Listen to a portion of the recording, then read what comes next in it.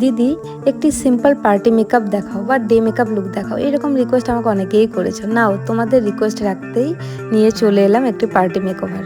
আজকের ক্লায়েন্ট এই বুনুটি সকাল 10টার সময় আমার এখানে এসেছিল। আর ওর স্কুলে ছিল ডান্সের প্রোগ্রাম, তার জন্য আমার কাছে simple and soft makeup look চেয়েছিল। আর সকাল সকাল কেউই বেশি উগ্র মেকআপ পছন্দ করে না, এর জন্য বুনুটাকে আমি মেকআপটা সিম্পলই রেখেছিলাম।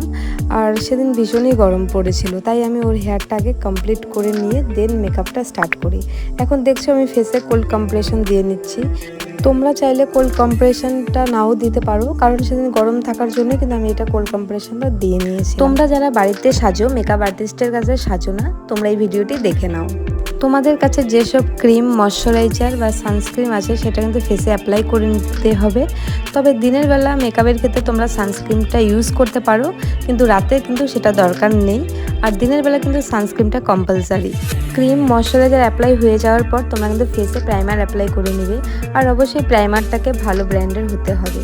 আর আমি এখানে ইউজ করে নিয়েছিলাম ম্যাকাজমিয়ার প্রাইমার, যেটি খুবই ভালো আর মেকআপটাকে খুব লং লাস্টিং করে এবং ওয়াটারপ্রুফও করে। প্রাইমার অ্যাপ্লাই হয়ে যাওয়ার পর আমি ডাইরেক্টলি ফাউন্ডেশন অ্যাপ্লাই করেছিলাম, কোনো রকম কারেক্টার ইউজ করিনি, কারণ কারেক্টার ইউজ করলে মেকআপটা হেভি হয়ে যায়। তবে ফেসে সেরকম প্রবলেম হলে আমাদের কিন্তু কারেক্টার ইউজ করে নিতে হয়।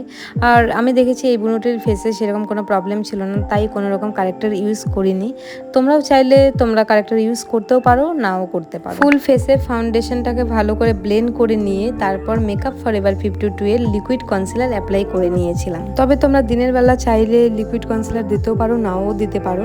আর আমি এখানে খুব অল্প পরিমাণে লিকুইড কনসিলার অ্যাপ্লাই করে নিয়েছিলাম।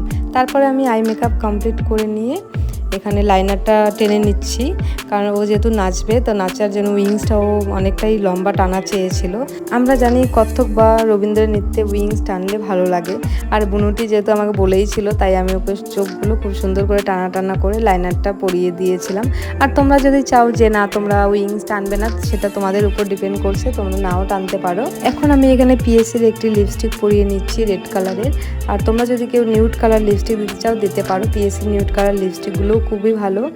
কথা বলতে বলতে বুনুর মেকআপটা কিন্তু কমপ্লিট হয়ে যায়, আর আমি এখন জুয়েলারিগুলো সেট করে নিচ্ছি। কথা বলতে বলতে কিন্তু বুনুর এই লুকটি কমপ্লিট। তো তোমরা দেখে আমাকে অবশ্যই জানিও যে এই লুকটি তোমাদের কেমন লেগেছে।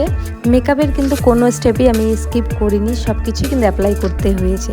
তো অনেক ক্লায়েন্ট এসে আমাকে বলো যে দিদি আমি লাইট মেকআপ করব, তাই বলে কিছু অ্যামাউন্ট কম হবে। সো এখানে কোনো রকম অ্যামাউন্ট কম হবে না, কারণ হালকা হালকা করে আমাকে কিন্তু সব কিছুই করতে হয়েছে, যেমন লিপস্টিক, আই মেকআপ সব কিছুই করতে, কোনোটা কিন্তু বাদ যায়নি।